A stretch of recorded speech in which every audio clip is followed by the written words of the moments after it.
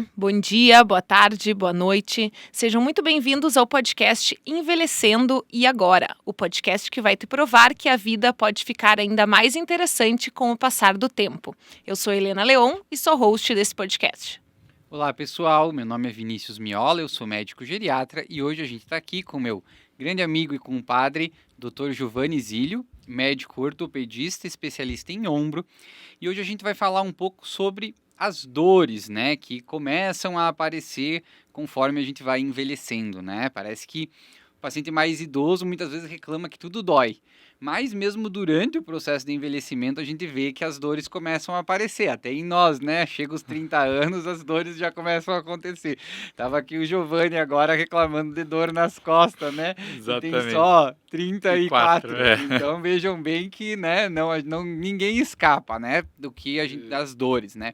Então o primeiro que a gente quer que o Giovanni fale é quais são os tipos de dor, quais as doenças mais comuns que aparecem no consultório, que levam os pacientes a buscar o ortopedista por causa de dor.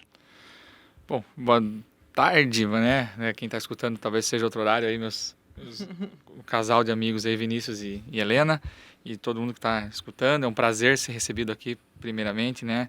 Logo no início dessa atividade de podcast de vocês.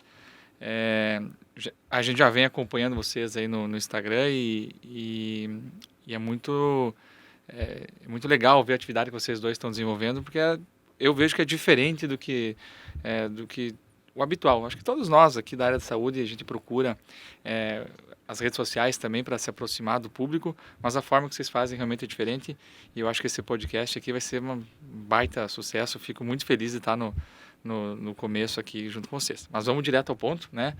Tirando a minha dor, já me entregou aqui com dor nas costas, 34 anos, e é mais ou menos nessa idade que a gente começa, os nossos processos regenerativos do nosso corpo começam a diminuir, né? Até um pouco antes disso, é muito mais fácil o nosso corpo, o processo de regeneração, e a gente deve perceber todos que com o tempo a gente demora mais para se recuperar das dores. Começam a surgir problemas novos que até então não existiam, atividades que não exigiam dor, né? Eu jogava tantas horas de futebol, praticava tantos quilômetros de caminhada e não doía, e agora dói, né? É porque a nossa regeneração já não é a mesma com a idade. E aí, com a idade, surgem as dores e cabe a nós, da área da saúde, ajudar o paciente a identificar aonde que está a dor. Então, o que causa dor, né?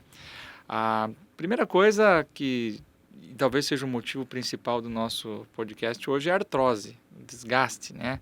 E que nós vamos focar principalmente a partir de agora. E existe também então, a artrose, né? Que é o desgaste das articulações, mas existem tantos outros problemas que muitas vezes não é só o desgaste, mas são sobrecargas. E aí a gente vai ter as tendinites, né? As tendinopatias, melhor dizendo, explicando, né? Porque tendinite seria basicamente inflamação, e não é o que a gente tem. O processo patológico não é puramente inflamação do tendão, a tendinite, né? Na verdade é uma tendinopatia, é uma doença, é uma degeneração, é um desgaste também do tendão. Então, a gente tem as tendinopatias que acometem os tendões, as bursites que acometem as bursas, e por fim a artrose, que eu acho que é o grande foco, o grande medo de todos nós, porque ela é um processo realmente irreversível, uma vez que ela começa a se desenvolver, o desgaste da nossa articulação, ele é progressivo. A gente consegue controlar os sintomas, melhorar a função do paciente, mas o desgaste, aquilo que gastou do nosso organismo, ele é irreversível. Eu comento que é como um pneu, né? Você vai gastando ele ao longo da sua vida, você ganha um pneu novo e ali depois dos seus 30 anos esse pneu começa a gastar. Então a gente tem que poupar, tratar ele bem e fazer com que ele seja útil até o final da nossa vida, né? Então esse é o principal aí que a gente precisa cuidar, é realmente da artrose. Muito importante, a gente começou a falar em artrose e eu falei a primeira com o Miola antes na entrada aqui, que a gente teria que diferenciar para não causar problema com os termos, né? Porque é comum a gente misturar artrose com artrite, com osteoporose, e são problemas completamente, né, diferentes, abordagem e tudo mais. Então, até no teu consultório, né, Miola, você estava comentando que é comum confundir osteoporose, o primeiro tema, né? Ela, Em relação a... a gente costuma pedir muita densitometria óssea para avaliação do osso, né? E aí o paciente está com dor e a gente pede o exame para avaliar a densidade mineral óssea, né? Se o osso está forte ou se está fraco. E aí eu digo, não, mas o exame está bom. Uhum. Aí o paciente, mas eu tô com dor. Daí, não, veja bem, nós estamos avaliando coisas diferentes, né? Então eu tenho que deixar bem claro esses termos para eles entenderem, né? Tá, mas por quê? A osteoporose não dá dor. Não, a osteoporose não dá dor. Eu vou falar da osteoporose e o Giovanni fala da artrose, né? A osteoporose não é a degeneração, mas é o enfraquecimento do osso por si só, né? Especialmente em ossos mais longos, né? Onde a gente mais avalia a osteoporose é na coluna e no fêmur, mas pode avaliar no punho também, pode avaliar em outros lugares, e o osso começa a ficar fraco. Mas o osso fraco, ele não dói, ele fica fraco, o que predispõe ele à fratura. Então, a osteoporose aumenta o risco de fratura no idoso, e, consequentemente, óbvio, se ele tiver fratura, ele vai ter dor, mas não causa dor. O osso só vai ficando fraco, porque é um problema do osso em si, diferente da artrose, né? Isso. Que é um problema mais da articulação. Então, a artrose, a osteoporose, aliás, né? Ela é o porose vem do poroso, né? Seria como se o osso ficasse... Eu já vi umas fotinhas na internet do osso Fica. todo... É a esponja. eu A falo gente que é que nem vai- aquele chocolate soufflé, assim. Isso. fica a gente pode esponjoso, colocar né? uma figurinha para quem estiver assistindo no E- YouTube. E ela realmente Desse- ela é assintomática, ela não desse causa osso. dor. A osteoporose predispõe à fratura, que é um grande perigo na população idosa, então a gente trata por isso. Só que quando a gente faz a densitometria, que é o exame que vê isso, aparece uma imagenzinha da coluna, uma imagem do quadril, e é comum a confusão. Ah, não, mas tem algum problema no quadril, algum problema na coluna? E o objetivo desse exame não é esse, né? E aí vem a artrose. A artrose é o desgaste da articulação, né? Ele é um tipo de artrite, para diferenciar já de todos os termos possíveis aqui, né? Artrite, né, vem de articulação, ite, inflamação.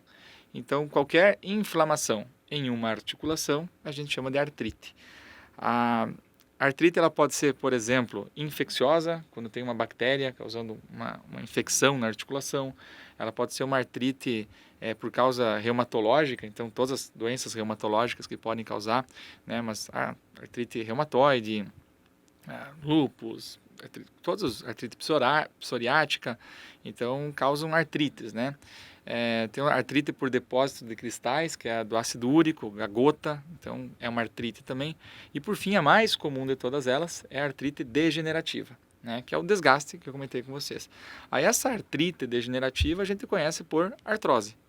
Então, sinônimos mesmo, né? Então, assim, a artrose é um tipo de artrite, né? E a gente chama também de osteoartrite, principalmente a língua inglesa usa pouco o termo artrose, eu uso mais osteoartrite, né? Então, nos estudos. Mas osteoartrite e artrose são completos sinônimos, né, nesses dois termos.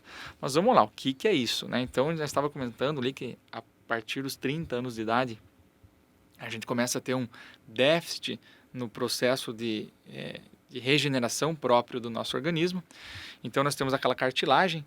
Lembrando que quando a gente tem as extremidades dos dois ossos, vamos supor aqui um joelho, né? Então, tem o osso de cima, que é o fêmur, o osso de baixo aqui, que no caso é a tíbia. Na extremidade de cada osso existe a cartilagem, para ter um deslizamento lisinho ali, sem nenhum atrito, né? Essa cartilagem, ela quando jovem, perfeitamente lisa, então dá um atrito mínimo, mas com o tempo, né, a gente vai perdendo a capacidade de manter ela lisa, né? Imagina isso que você nasce até seus 30 e poucos anos, aquilo foi se mantendo liso e de repente a gente perde essa capacidade de restabelecer ela e ela começa a apresentar uma fissurinha, um desgaste, afinar um pouco, e esse é o processo de início do desgaste de uma articulação. Então, no início, por não conseguir manter ela lisinha, ela começa a ter esse pequeno dano na cartilagem, que por causa desse dano, ele vai produzir uma inflamação na articulação. Então, esse é um conceito bem importante, porque não é só um desgaste, Não é uma coisa, não é um pneu, eu usei a analogia do pneu antes, não é só um pneu que desgasta, né? Não é só afinar, só perder espessura na cartilagem. Existe um processo inflamatório associado nesta articulação, e quando a gente trata a artrose, nós vamos ter que tratar tanto essa questão do desgaste em si, tentar diminuir esse desgaste puro e simples da articulação, mas também reduzir a inflamação. As duas coisas a gente vai falar o tempo inteiro que... Por isso, quando a gente tem dor, a gente toma o O anti-inflamatório. anti-inflamatório. Por isso que uma artrose, por mais que ela seja um problema exclusivamente mecânico, de afilamento da cartilagem, ela melhora com o anti-inflamatório por conta disso. Existe um processo inflamatório junto, né? Em relação a exames, a gente não usa, por mais que a densitometria mostrava lá, não é o exame que a gente usa, né? A gente quer ver a imagem. Então, o bom e velho raio-x, ele talvez seja o exame que mais dê uma boa interpretação para a gente do quanto esse desgaste está acontecendo, né? Eu acho que é legal pegar um gancho só para deixar mais uma coisa clara para o pessoal que às vezes confunde, né? Que é a questão dos reumatismos, né? E o Giovanni explicou bem essa questão da artrite. E que nós poderíamos colocar a osteoartrite ou artrose, né, dentro de uma doença que é um reumatismo, vamos dizer assim, né? Mas é importante, pessoal, na prática, quando vocês vão ao médico, consultam, tem dor, que vocês tenham realmente qual tipo de reumatismo que vocês têm.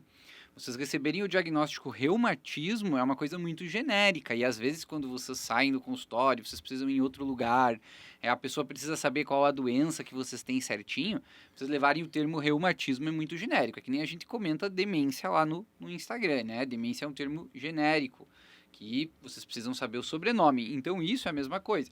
Então quando a gente fala reumatismo, a gente fala de várias doenças. Da osteoartrite, né, que é a mais comum, da artrite reumatoide, que é outra doença comum, a gota, que o Giovanni citou, e aí vai lá lúpus, né, esclerose sistêmica, várias outras doenças que estão dentre as doenças reumatológicas.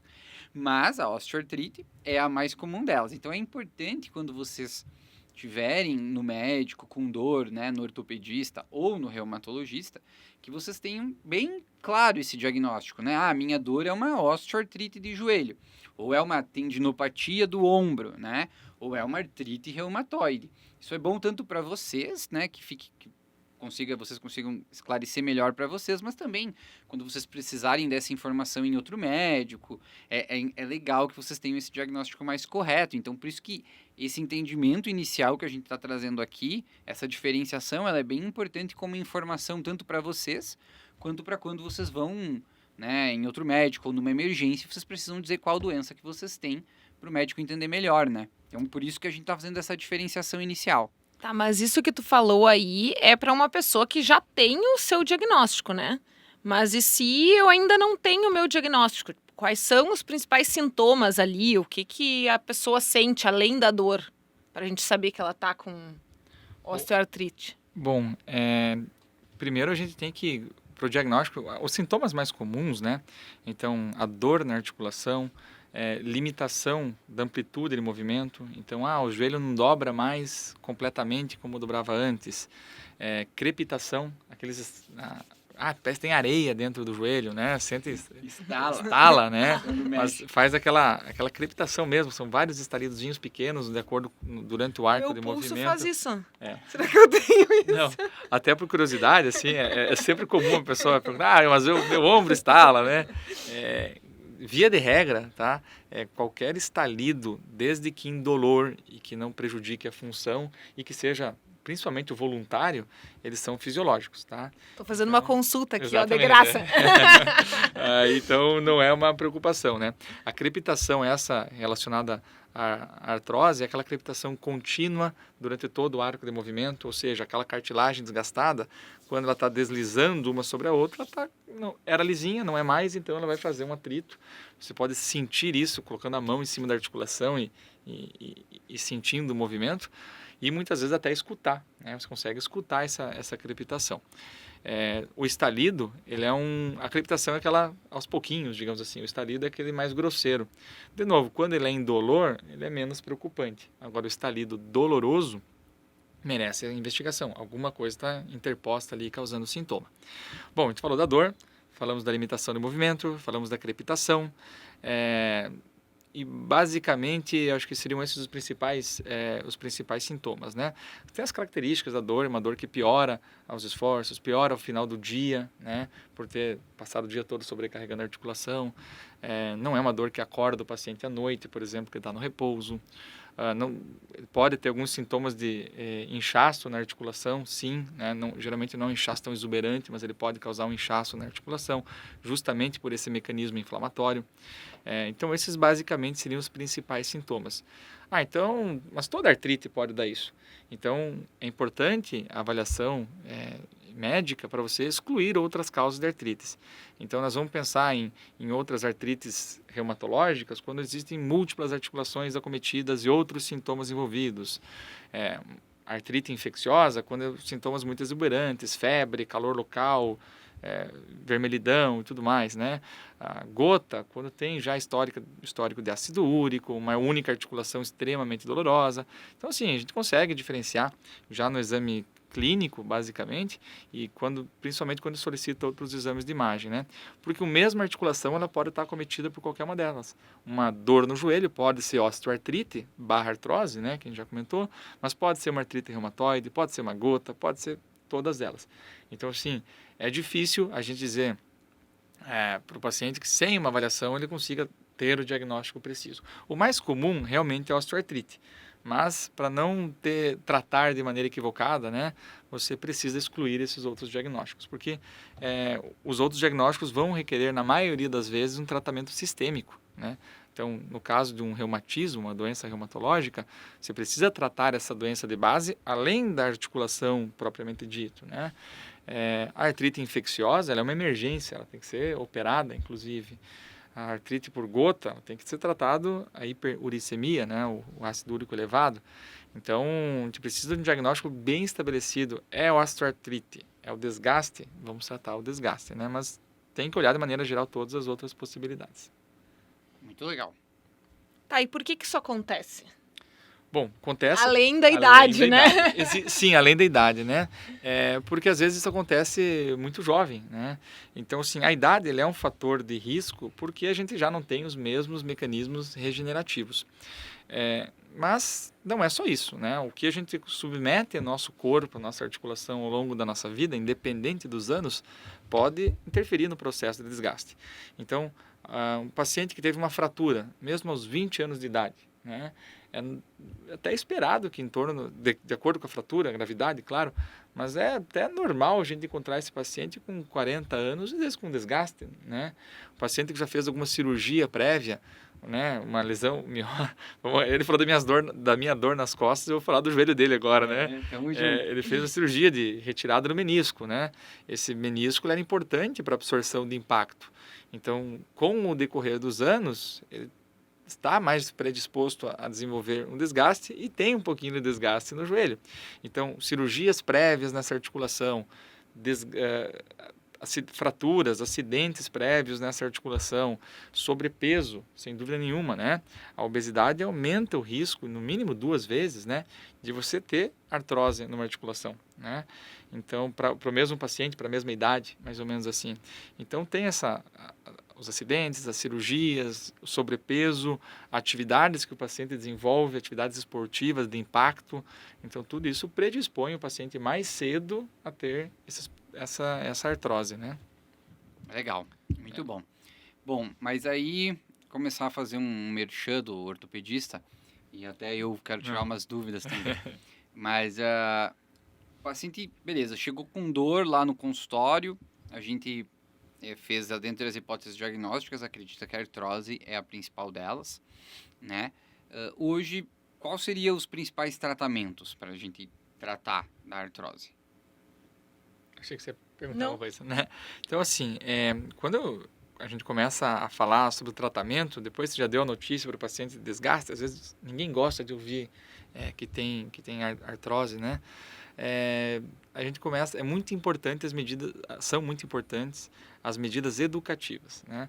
Se a gente chegar já, tem esse remédio, esse suplemento, isso tudo, a gente se apega muito, porque é mais fácil você tomar um comprimido, fazer uma infiltração, do que você mudar o hábito, perder peso, fazer fortalecimento. E essa é o que a gente tem a oferecer muitas vezes de tratamentos, né, na fase do tratamento conservador, ele é até menos importante do que o paciente tem a fazer por ele, tá?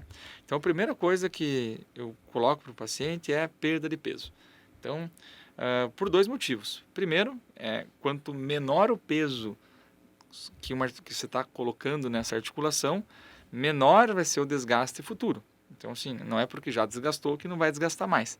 Então, você perdendo peso, você reduz o dano da cartilagem, reduz a inflamação e reduz a dor e reduz a progressão dessa artrose. Então, a perda de peso é essencial. Claro, abrindo parênteses agora, a perda de peso, como é que a gente orienta o paciente, né?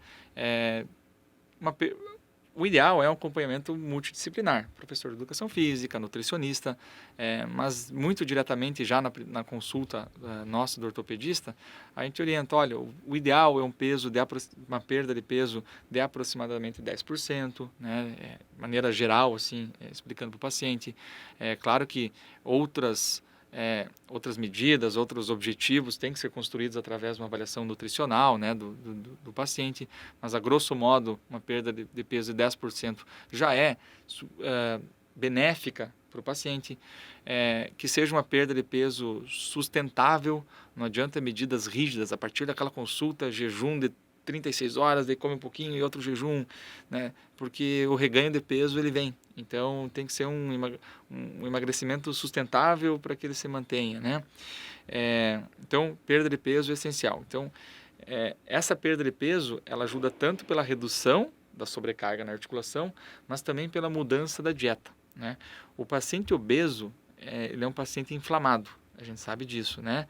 Então ele vai sentir mais dor do que um paciente não obeso. Além disso, então a gente tem que usar uma dieta menos inflamatória também, porque aí também, né, lembra que eu falei que a artrite, a osteoartrite, ela é tanto degenerativa, mas ela tem um componente inflamatório. Então a perda de peso ela vai atuar tanto na diminuição da pressão mecânica na articulação, mas também na melhora do ambiente inflamatório do organismo, consequente melhora da dor. Então perda de peso, número 1, tem que estar tudo certinho, né? Segunda coisa, fortalecimento, tá? O exercício ele requer fortalecimento. Além da atividade aeróbica, né? O paciente, mas eu faço caminhada, né? Além dessa atividade aeróbica que é importante por reduzir o risco cardiovascular, né? Importantíssimo nessa faixa etária. O aeróbico também estimula a perda de peso. Então, além de ser muito importante, né? O aeróbico a gente precisa fazer o fortalecimento propriamente dito. Por quê? Toda a articulação do nosso corpo, né, absolutamente todas, nós temos os estabilizadores estáticos, que é aquilo que funciona sem a gente querer, né? Então tem os nossos ligamentos, os meniscos, na coluna nós temos o disco intervertebral, no ombro a gente tem o labrum, tem os ligamentos, a cartilagem ela é um estabilizador também.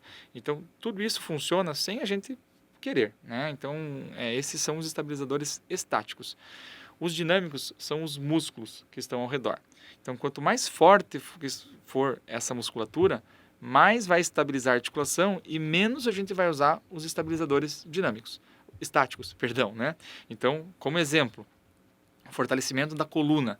Quanto mais forte for a musculatura paravertebral, ao redor das vértebras, mais aquele bloco de músculo vai estabilizar a coluna e menos o disco vai trabalhar. Então você diminui a sobrecarga do disco.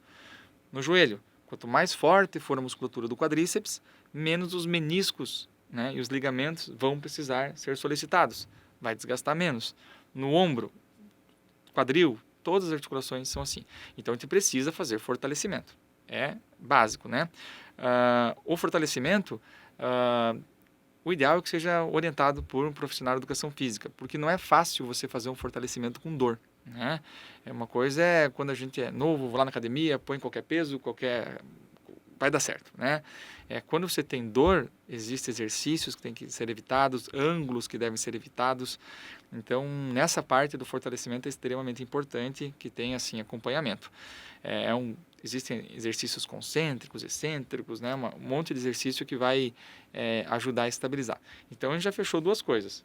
Diminuição do peso, tanto pelo mecanismo de diminuição da sobrecarga em si, quanto por mecanismos inflamatórios, e atividade física, tanto aeróbico, né, que vai ajudar na redução do peso, mas principalmente o fortalecimento que vai ajudar a estabilizar essa articulação. Abrindo um outro parênteses, é importante o peso, o fortalecimento, que a gente sabe que a musculação, a atividade de desenvolvimento muscular, ela é muito importante para a melhora da massa óssea, né, na osteoporose. Nós já mudamos o assunto, né, mas a osteoporose, mas voltando, é parte essencial também no tratamento da osteoporose. Mas vamos lá, fechamos peso, fechamos exercícios, e basicamente a gente já melhorou bastante o nosso paciente. Se ele chegar até aqui, ele já fez muita coisa, né? E aí eu falo para o paciente, você percebeu que até agora não te dei nada, né? Eu não falei, tá tudo contigo. E realmente, se a gente interromper aqui, a gente já fez muita coisa por ele, né? Porque não é fácil fazer tudo isso. O que a gente pode, nós, enquanto médicos agora, oferecer a esse paciente? Ele está com dor. Então, medicamentos para dor, ou medicamentos para melhorar a cartilagem, o que a gente tem à disposição de tudo isso, né? Para isso. Então, sem dúvida nenhuma, propiciar uma melhora do ambiente inflamatório dessa articulação. Então, se o paciente está com um joelho inchado, um tornozelo, seja um quadril, né, que você perceba, né, essas são as articulações que acontecem bastante derrames articulares, né. Derrame articular não é o derrame do AVC, né. O derrame, quando a gente fala derrame articular, ele é líquido dentro da articulação. Geralmente não tem. Geralmente tem uma quantidade mínima Pequena, isso. só para lubrificar, que é imperceptível. Você não consegue ver esse líquido dentro da articulação, exceto por exames de imagem, mas uma fina camada de líquido, que é só para lubrificar mesmo. Num processo de artrose, esse líquido ele é inflamatório, né? Existe inflamação dentro dessa articulação. Então, ele vai fazer um derrame articular, ele vai acumular líquido dentro dessa articulação. Só que esse líquido ele é inflamatório, ele causa dor e ele causa mais dano ainda à articulação. Então, se você tem uma articulação com líquido acumulado, que a gente chama de derrame articular, é importante a gente aspirar esse derrame. Então a gente consegue. Uma vez eu vi meu pai fazendo isso, eu achei horrível. Quase tive um treco. Mas alivia muito. É ruim para você, é bom para ele, né? Porque causa... Eu só via saindo seringas de um líquido amarelo. Amarelado, exatamente, né? Não é sangue, a gente acha que pode ser sangue, né? Sangue é quando a gente machuca, até pode ter sangue ali dentro. Mas na artrose é um líquido amarelado mesmo, né? E bem ralinho, bem claro, né? Então, se tem esse processo inflamatório, tem esse derrame articular, é importante a gente aspirar esse derrame.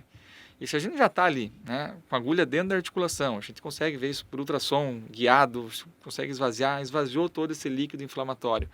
A gente pode fazer uma infiltração na articulação, existem diversos medicamentos que a gente pode fazer com o objetivo de reduzir essa inflamação. O objetivo do medicamento nem sempre é restabelecer, regenerar a artrose, apesar de ter alguns avanços em medicina regenerativa, né? O objetivo nesse caso aqui, né, é você diminuir a inflamação e diminuir a dor do paciente. Então, uma infiltração, por exemplo, na articulação, pode sim ser uma medida muito rápida de você proporcionar um alívio para que ele consiga, sim, fazer os exercícios, fazer a dieta, e seguir com o tratamento conservador. Então, essa sim é uma alternativa que a gente pode fazer em consultório, né? Em relação à prescrição de medicamentos, né? Existe dieta para isso, tá? Mas a dieta que a gente orienta, a gente sempre fala que uma dieta com pouca gordura, evitar carboidratos, isso é uma dieta menos inflamatória, ajuda a colaborar no controle da dor. Mas existem alguns suplementos que podem ser tentados, né? Que todo mundo já deve ter ouvido falar, no colágeno, na glicosamina e condroitina, no MSM, existe uma série que a gente chama de... Esses aí eu só tinha ouvido falar do colágeno. Do colágeno. É o mais famoso, e dentre deles talvez seja um dos que mais a gente tem alguma evidência de que funcione. Então, assim, eles não têm evidência forte que mostre diferença estatisticamente significativa que mudou a dor e a função ou diminuiu a progressão da artrose. Então, não existe uma evidência forte que nos dê suporte para o uso deles. Mas, com o paciente ciente de que pode haver uma melhora, a gente estima aí que mais ou menos 20 a 30% dos pacientes referem que tem uma melhora com o uso contínuo dessa medicação. Então, a gente pode propor ao paciente uma tentativa de uso dessa medicação, mas ciente de que não é necessariamente isso que vai impedir a progressão da artrose ou mesmo melhorar os sintomas. De novo, não é incomum a gente encontrar pacientes que falam, eu já tomei isso aí, não me adianta nada, e está dentro do esperado. Então, a gente tem que pesar muito o uso desses nutracêuticos, que a gente chama, principalmente no grau de artrose do paciente. Então, se é uma artrose muito avançada, talvez não tenha mais sentido a gente fazer uso. Num paciente já toma múltiplas medicações, né? Isso é mais um custo, muitas vezes, para o paciente, sem que isso necessariamente signifique uma melhora para ele. Então, às vezes, ele já tem todo aquele coquetel de medicamentos para o coração, para o pulmão, para o diabetes, para o colesterol. Isso tudo, às vezes, é custoso para o paciente, e você usar um medicamento que não necessariamente vai mudar a história de tudo isso, mas que encareça o custo e o tratamento desse paciente, nem sempre tem que ser discutido com o paciente, né? E, de novo, reforçando sempre, quando eu começo a falar de infiltrações, de medicamentos, eu falo, mas não esquece do 1 e do 2. Eu falei primeiro para o seu peso e o fortalecimento, agora que eu estou falando dos remedinhos. É muito importante ficar lá na frente. É engraçado que tudo se conecta, né? Porque no nosso primeiro episódio a gente estava falando sobre envelhecimento e a gente frisou muito no inflammaging, né? Que seria ali a inflamação, né? Os processos inflamatórios ali, o envelhecimento. E falou muito de dieta e de exercício físico. E daí agora a gente nem combinou nada aqui, tu veio, nisso, né? já caiu. E os seus preguiçosos? Que o ponto... Então vocês vão lá, escutem o episódio 1 de novo, né? E comecem a se organizar na vida aí, fazer exercício, melhorar a dieta. Né? E vejam como a Helena falou, essa questão do inflammaging, como é importante, né? Porque o envelhecimento é um processo inflamatório crônico, do nosso corpo, então a gente vai inflamando ao longo do tempo, isso vai levando a degeneração de diversos aspectos, e aí quando a gente começa a falar de doenças específicas, a gente começa a falar de inflamação. E aí a obesidade também é uma inflamação crônica, né, e sistêmica, então o corpo todo está inflamado. Então, se eu tenho um paciente obeso e é envelhecendo, eu tenho 2 vezes a inflamação, então isso vai acelerar o processo de envelhecimento. E aí eu posso ter inflamação especificamente na cartilagem, na articulação, que pode levar ele a ter um envelhecimento maior daquela articulação específica. Tudo isso relacionado ao processo inflamatório que a gente comentou. E aí as medidas anti-inflamatórias, né, são a dieta, especialmente, e atividade física, né? E aí, então, a gente volta no que a gente conversou no episódio 1, que é muito importante. Acho que é legal a gente... Não, mas peraí, o Giovanni não terminou de falar dos remédios que ele estava falando. Mas vamos entrar num parênteses agora, porque a gente está falando de atividade física, acho que isso é bem importante. Porque tem uma questão que eu acho que é legal você esclarecer, que é a respeito da dor e atividade física, né? Porque muitas vezes o paciente está com dor, né? Ele tem a dor na articulação, ou a dor, né, no ombro, no joelho, no quadril. E aí você sabe que ele precisa fazer atividade física para fortalecer essa articulação, como você muito bem explicou ali, acho que foi bem legal essa explicação. Mas ele diz, não, mas né, como é que eu vou fazer atividade física? Eu vou ir na academia dor, e vai doer mais ainda. Exato, então acho que é bom a gente dar uma esclarecida. Claro que ele vai precisar de avaliação médica, para ver se ele pode, né? Mas como é que fica essa questão de ter a dor e fazer atividade física? Exatamente. Então, aí melhorou muito, né? Hoje a ortopedia, a medicina, ela melhorou muito no o que a gente pode oferecer para tratar a dor de um indivíduo, né? Então, vamos lá. por mais que você prescreva, não, você vai fazer com acompanhamento, tudo certo, o paciente muitas vezes vai chegar e dizer, mas mesmo assim eu tenho dor, né?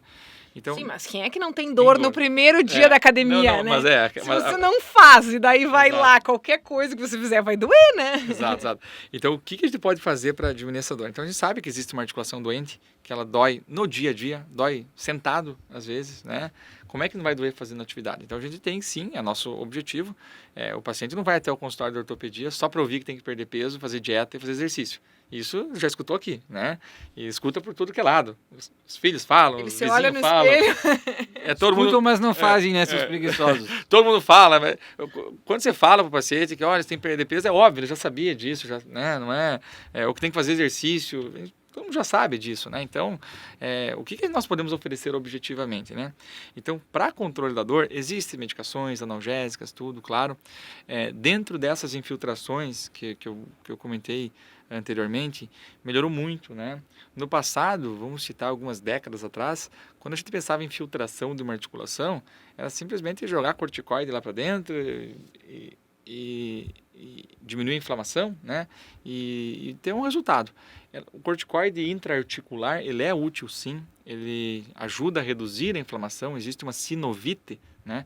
É o nome que a gente fala dessa inflamação intraarticular, é uma sinovite. Por quê? A cápsula da articulação, existe a sinóvia, que é uma membrana que recobre. Imagina que esse estúdio aqui seja uma articulação, existe um reboco, existe uma parede, né? Isso aqui seria a sinóvia, né? Então, isso aqui é dentro do joelho, ao redor, né, dessa cápsula existe a sinóvia. E essa parede aqui, ela inflama. Então, inflama e produz aquele líquido que é o derrame articular. Então, quando você joga uma infiltração de corticoide, por exemplo, ele vai diminuir essa inflamação, diminuir a produção desse líquido e vai diminuir a dor do paciente.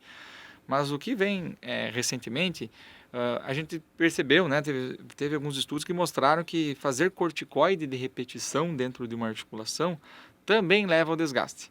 Então, o que acontecia? O paciente fazia uma infiltração, ficava alguns meses bons, né? Quero fazer mais uma, fiquei bom, né? E aí fazia 2, 3, 4, 5 e sucessivamente. Então, assim, infiltrações repetidas de corticoide levam a uma degeneração da cartilagem também. Então, a gente tem que usar com um certo cuidado as infiltrações desse medicamento. E aí é o que surgiu nas últimas décadas, outros produtos como o ácido hialurônico, que tem um efeito anti-inflamatório talvez menos pronunciado, menos agudo do que o corticoide, mas por ele ser um produto natural da nossa articulação. Então vamos lá, o que é o ácido hialurônico, né? Ele é o produto normal da matriz da nossa cartilagem. Então, como está degradado, e do componente do líquido articular, né? Como ele está degradado, ele está em menor quantidade ali dentro. Então, quando você joga ali para dentro, você restabelece. O objetivo é tornar esse líquido mais viscoso, o que propicia um melhor funcionamento da articulação. Então, o ácido hialurônico ele também tem efeitos anti-inflamatórios, como eu falei, menos pronunciado que o corticoide, mas ele tem um efeito biológico melhor para a articulação. Primeiro, por melhorar o ambiente articular, né? Segundo, porque ele pode estimular a cartilagem, de certa forma, também a melhorar o processo regenerativo que ainda existe.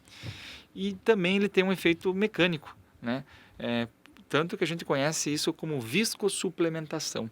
Ele deixa mais viscoso esse líquido. E esse líquido mais viscoso, ele tende a ser um lubrificante ali dentro da articulação. Então, nós temos esse produto, né?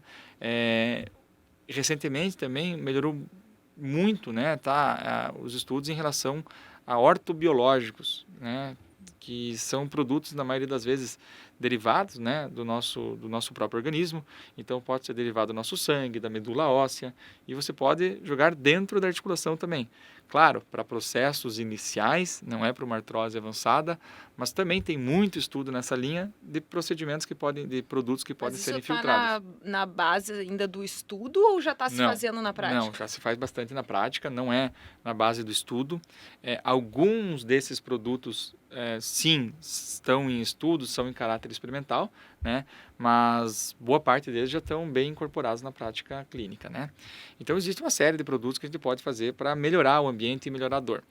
Existem também outros procedimentos que, vamos supor que a gente chegou a um momento que não está muito avançado o desgaste. Mas deixa eu fazer uma pergunta Claro. antes de nós falar da artrose avançada. Hoje, né, no tratamento inicial, né, desse processo de dor em que a gente chegou no diagnóstico de osteoartrite, você diria, então, o paciente tá aderindo à dieta, exercício físico, fez a parte dele, ok, mas ainda tem dor, porque tem uma articulação inflamada, né, e com um processo degenerativo. A infiltração hoje seria o tratamento principal dos processos iniciais da osteoartrite? Olha, a grande vantagem da infiltração, ela é, vamos, no processo inicial, sim, é porque, vamos supor, como eu falei dos nutracêuticos ali, né? Se você tem, um dos nutracêuticos é o ácido hialurônico via oral, né?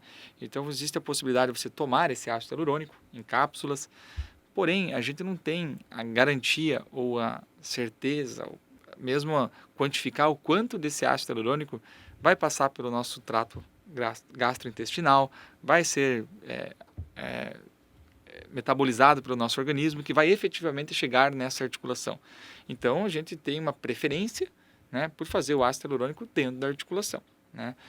Existe já uma boa evidência para casos leves e moderados do uso dessa medicação dentro da articulação. A grande vantagem é a simplicidade. Você faz isso em consultório, é uma medida ambulatorial, sem maiores complexidades ou mesmo custos em relação a outros tratamentos mais avançados. Avançados, Mas dói, eu digo... né? Não, nesse local não dói nada, né? Então, assim, quando eu digo avançados, não que seja mais avançado, digo para casos mais avançados, né? Então, o tratamento intraarticular, ele basicamente quer ser mais objetivo do que você tomar alguma coisa esperando que aquilo chegue na articulação.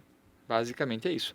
Mas ele não serve para casos graves e assim por diante, para casos leves e moderados, né? Sim, acho que é legal de esclarecer, né, para quem está escutando ou assistindo, porque especialmente no idoso, né, a gente tem dificuldade em tratar a dor em processos inflamatórios, eventualmente por causa dos anti-inflamatórios, né? E aí o pessoal toma lá o seu ibuprofeno, diclofenaco, Voltaren, cetoprofeno, meloxicam, Toragesic, entre tantos outros anti-inflamatórios, que são medicações extremamente danosas, né? Para todos, mas especialmente para os idosos, que são mais propensos a ter efeitos colaterais. Então, problema no rim, que eles podem causar insuficiência renal, problema no coração, eles podem aumentar o risco cardiovascular. Então, ao mesmo tempo que eles vão estar aliviando a dor, eles vão ter efeitos colaterais importantes. Então, tem que ter muito cuidado, pessoal, né? Vocês, ao ter dor, fazer a automedicação, porque muitas vezes vocês podem estar trazendo efeitos colaterais importantes que não vão tratar tão efetivamente assim. E hoje a gente tem procedimentos ambulatoriais relativamente simples, né? E que tem uma efetividade melhor, né? Com um perfil de efeito colateral muito menor, né? Porque você está injetando o líquido dentro da articulação. Então você acaba não tendo efeito colateral no resto do corpo, né? Pode até ter alguma coisa ali no joelho, mas não vai ter esse efeito sistêmico. Então a gente tem que lembrar do cuidado que vocês têm que ter com os usos dos anti-inflamatórios, que são algo extremamente danoso para vocês, especialmente quando vocês usam de forma contínua, né?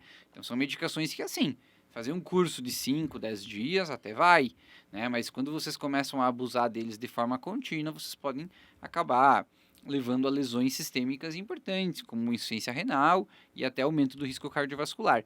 Por isso que essa questão da gente até focar, de certa forma, nesse processo da infiltração é importante, para mostrar para vocês como é uma opção muito boa, talvez a melhor, simples, né? E que vai fazer com que vocês não precisem usar esses outros remédios fortes que podem estar trazendo efeitos colaterais importantes, né? Eu acho que essa mensagem é bem legal e que vocês não precisam ter medo, né? Mas vocês precisam buscar ajuda em fases leves, né? Quanto antes o paciente chegar no consultório, não ficar se automedicando em casa, tomando remédio por conta, chegar antes no consultório, investigar e às vezes puder fazer uma infiltração, provavelmente maior vai ser o tempo que ele vai conseguir manter a articulação saudável ou melhor, né? Sem ter um avanço dessa degeneração e se poupando de usar remédios que são muito prejudiciais, né? Acho que isso que é legal. Tá, mas quando chega lá no consultório e a pessoa tá com aquela dor aguda lá, nesse momento, assim, depois de passar toda a cartilha, de dar todas as recomendações, iria direto para infiltração já nesse dia, ou nesse dia dá para receitar um anti-inflamatório que a pessoa vai tomar por alguns dias até dar uma aliviada, assim? Então, a maioria já chegou tomando anti-inflamatório. Isso a gente A já pessoa sabe, já né? tá tomando. Exatamente, né? Então, Já estão se automedicando. se automedicando. É normal, né? Se o cara se o paciente vai no ortopedista, você dá, o tratamento é um anti-inflamatório, é a mesma coisa, poxa, mas isso aqui eu já sabia, você está me dando diclofenaco, né? Então, na maioria das vezes já vem em uso, a dor já é crônica, já tem incomodado, né? Muito vai do exame de imagem do diagnóstico que a gente for fazer, né? Se for um quadro leve, moderado, inicial, a gente já dá para propor sim algum, claro, e o paciente já vem fazendo tratamento conservador, está com uma dor aguda, né? É útil sim, tá? Já na primeira consulta fazer isso, porque o paciente está com dor aguda, naquele dia está com muita dor, não está melhorando com o anti-inflamatório. Então, como medida analgésica, sim, já no primeiro dia é possível sim, tá? Uma outra coisa que além dessas infiltrações, só dentro da articulação, quando eu digo que a gente melhorou muito o que temos a oferecer aos pacientes, existem alguns procedimentos, por exemplo, de anestesia em torno das articulações. Isso é usado principalmente para casos mais avançados. Então vamos supor que o quadro já é bastante avançado. Então já não tem, talvez nem benefício de você fazer alguma infiltração intraarticular, porque o quadro já seria até para prótese, né? Que é o que eu vou falar no final, qual que é o final. Mas eu vou citar alguns exemplos meus do consultório recentes, né? Uma paciente que já tem indicação de prótese nos joelhos, mas ela está fazendo um tratamento de uma fratura no ombro, por uma queda. Então, ela não vai fazer uma prótese agora, porque ela vai precisar usar muletas. Então, não tem como usar muleta, porque está de tipóia. Como é que você vai tratar essa prótese, essa artrose? Então, uma alternativa num paciente que já tem indicação de prótese é você queimar esses nervinhos em torno do joelho. A gente consegue por raio-x, né? Chegar lá com uma agulha, essa agulha ela esquenta a pontinha, a gente sabe onde passam os nervos sensitivos, não alterem nada a força ou a mobilidade, né? E você queima esses nervinhos ao redor, por exemplo, do joelho, do quadril, né? Na coluna. Então, ao queimar esses nervos, você dá uma analgesia bem prolongada para esse paciente. Para que ele não vai alterar a artrose, não está mexendo no ambiente articular, não está melhorando o líquido, não está fazendo nada. Você só parou de sentir. Você parou, diminuiu, né, de sentir isso aí. Depois o corpo vai dar um jeito de refazer isso aí e ele não é para sempre, né, essa analgesia. Mas ela consegue, por exemplo, dar tempo do paciente conseguir terminar o seu tratamento para depois fazer a prótese. O outro caso que eu tinha, o paciente está aguardando para fazer uma bariátrica, né? E também tem artrose no joelho, e ele falou, não, vou fazer a bariátrica primeiro, isso vai auxiliar na minha perda de peso, talvez melhore meus sintomas e talvez eu não precise fazer a prótese. Mas enquanto aguarda a bariátrica, né, já é uma artrose bem avançada do joelho também, a gente pode fazer isso. A gente não faz isso em paciente com pouco desgaste, porque senão esse paciente vai diminuir a sensibilidade da dor, e às vezes começa a sobrecarregar bastante, não se cuida, não faz exercício, melhorou da dor, para que vai fazer exercício? E aí, na verdade, você está até prejudicando, porque daí ele começa a ter mais desgaste ainda, né? Então, esses bloqueios, né, essas analgesias em nervos ao redor das articulações, é para casos mais avançados que não vão fazer uma prótese por algum motivo do próprio paciente, né? E eu já falei em prótese agora, né? Já cheguei no assunto que assusta quem tem artrose. Porque quando você fala, você tem artrose, o paciente fala, e aí, vou ter que fazer prótese, minha tia fez prótese, a cirurgia é grande e assim por diante, né? E felizmente a prótese era uma boa alternativa, que bom que temos a prótese, ela devolveu mobilidade, função, vida para inúmeros pacientes, né, ao longo da nossa história aí, né? Então, para os casos que a artrose já está bastante avançada, o paciente já esgotou seu fortalecimento, seu cuidado com o peso, seus medicamentos, e esse desgaste tem atrapalhado a vida do paciente, isso que é muito importante, está deixando ele fazer algumas atividades, está atrapalhando o dia a dia dele, e tenha uma radiografia que mostra o desgaste suficiente para ser submetido a uma prótese, a prótese é uma boa alternativa sim. De novo, a prótese é só para casos avançados, é a última etapa, né, digamos assim, o último tratamento que a gente vai oferecer para o nosso paciente, né? Quando a gente fala em prótese, né, o que é? É a substituição da articulação. Então, vou falar do joelho, que eu já falei agora há pouco. Você retira aquela cartilagem toda machucada e coloca um metal.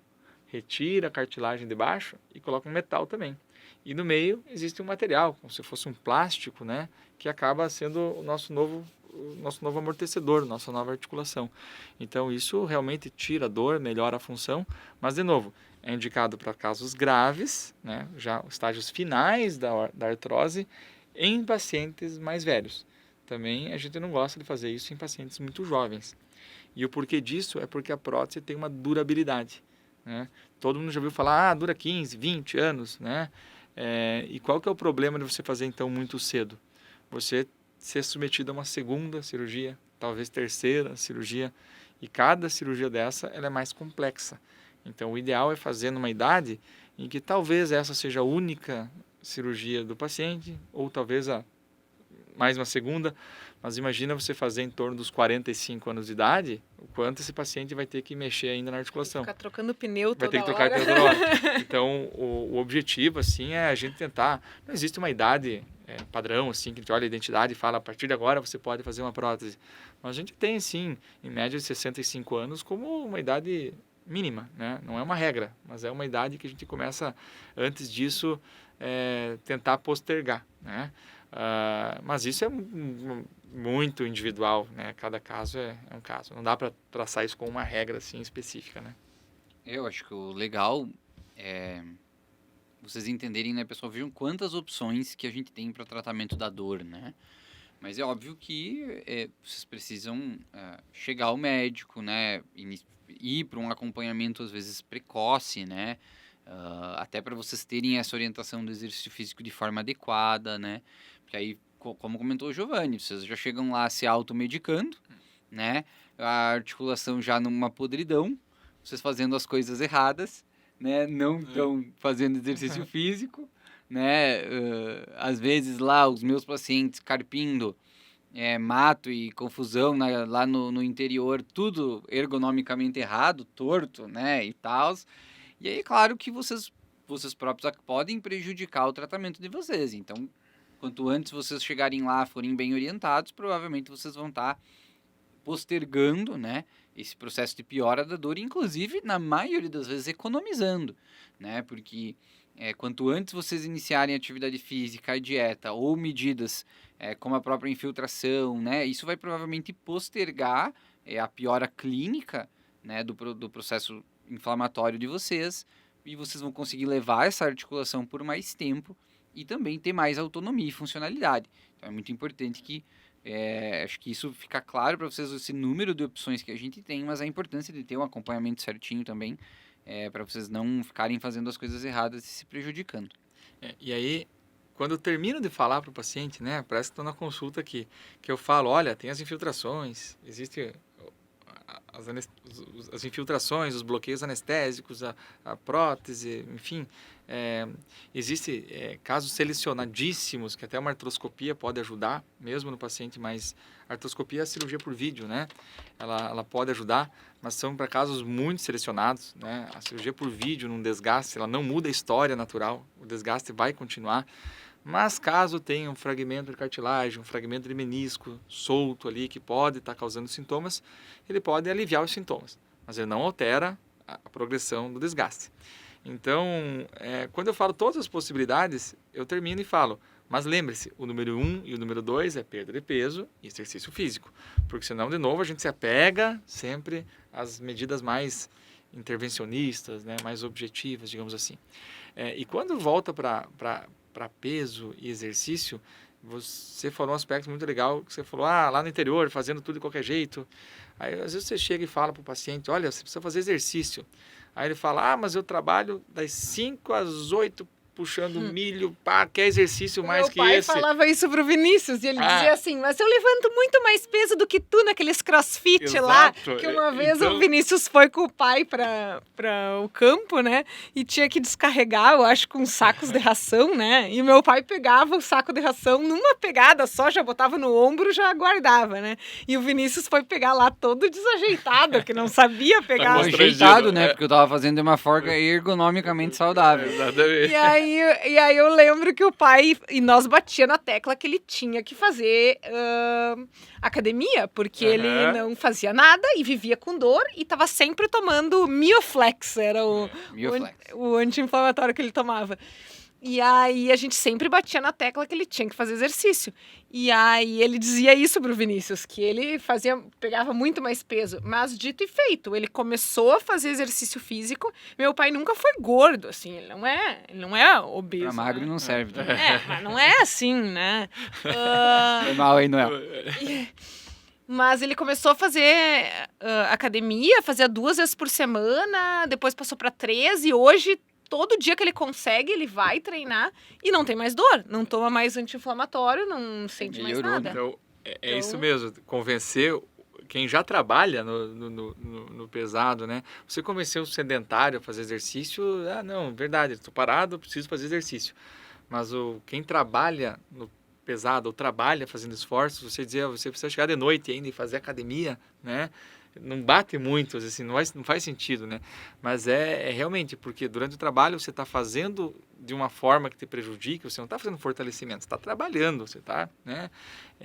Então, assim, isso está te sobrecarregando, na verdade. Então, tu precisa muitas vezes fazer o exercício, fazer a academia para te preparar para trabalhar durante esse dia todo aí, né?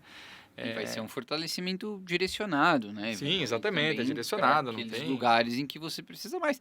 Porque, eventualmente, pelo trabalho, ele até tenha um ou outro grupamento muscular que está forte. Exatamente. Pela forma como ele trabalha. Mas, provavelmente, isso é desproporcional. A maior parte dos grupamentos musculares dele não tão fortes e talvez é esses que ele precisa. Exatamente, né? E, então, esse aspecto de orientação é muito importante, do exercício mesmo, o cara que trabalha o dia todo no pesado, né? Muito legal. Mas acho que é isso aí. Então, vamos nos encaminhando para o final. Acho que o Giovanni esclareceu muito bem várias das nossas dúvidas, inclusive minhas. Próprias. Nossa, aprendi muito. Foi bem legal, explicações muito didáticas. Eu, por exemplo, não sabia nem que existiam vários tipos de artrites. Não fazia a menor ideia. E nem a diferença de artrite para artrose. E isso acho que é uma das confusões mais comuns do pessoal, artrites, reumatismo. Mas tem aqueles remedinho que vende naqueles programas de TV, assim, ó, que aí trata artrite, artrose, osteoporose, trata tudo! Erva botão. Cogumelo do sol. Hoje o paciente chegou no consultório e daí nós, terminando a consulta, ele, doutor, mas e o que você acha de erva botão? Eu falei, cara... Aí botei na internet, erva botão, trata o fígado, era paciente com cirrose. Eu falei, cara, toma isso aí não, velho, você é louco. Bom, mas enfim, Giovanni, muito obrigado pela participação, acho que foi bem legal mesmo. Se você quiser aí deixar tuas redes sociais, né? Agradecer a Celina e a Camila também, que deixaram ele sair de casa, né? Pós-expediente ainda, para vir aqui gravar. Disso, né? Passei rapidinho em casa, dei uma olhada lá na minha filha, enfim, né? Agradecer aos compadres. Você não citou que nós somos compadres? Citei sim no começo, não citei? Acho que sim. Eu acho que não, tá? Mas enfim, agradecer mais uma vez aí por ter me convidado, agradecer a todo mundo que está assistindo e tô curioso, não sabia que tinha um outro episódio, vou assistir o primeiro episódio e vou começar a acompanhar também o podcast aí. Valeu, pessoal. Não, e deixa o teu Instagram para o pessoal meu Instagram. Seguir, né? Pois é Giovanni Zilio, Giovanni Zilio, né? Só Muito isso. bem. Pessoal, vocês nos encontram no Instagram, @Geriatria com Miola, TikTok, Geriatria com Miola, e no YouTube, Geriatria com Miola, também lá na aba de podcasts, vocês vão encontrar o Envelhecendo e Agora. Não se esqueçam, né, de se inscrever lá no nosso canal do YouTube, se inscrever no nosso podcast no Spotify, Apple Podcasts, Deezer e todas as plataformas para continuar acompanhando os episódios. Um abraço, até mais. Tchau, tchau. Beleza?